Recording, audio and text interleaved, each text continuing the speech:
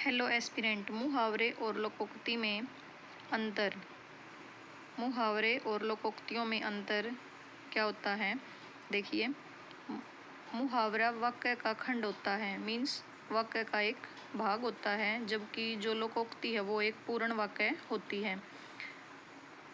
दूसरा है, मुहावरे वाक्य के बीच में प्रयोग किए जाते हैं, अतः वाक्य का अंग बन जाते हैं।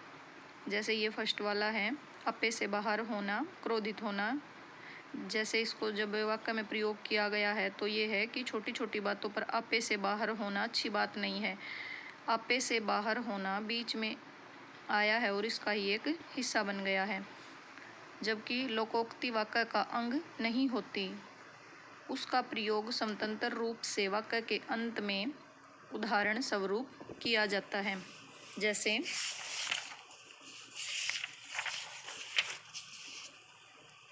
देखिए, ये है, जल में रहकर मगर से बैर, आश्रय देने वाले से बैर करना। तुम सेठ जी की नौकरी करते हो और उन्हीं के विरुद्ध बोलते हो।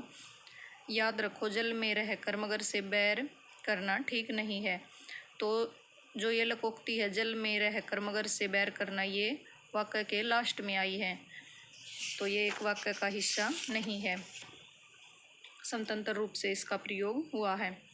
तीसरा है, पूर्ण इकाई होने के कारण लोकोक्ति के स्वरूप में परिवर्तन नहीं किया जा सकता, जबकि मुहावरे के शब्द वाक्य के अनुसार परिवर्तनीय होते हैं।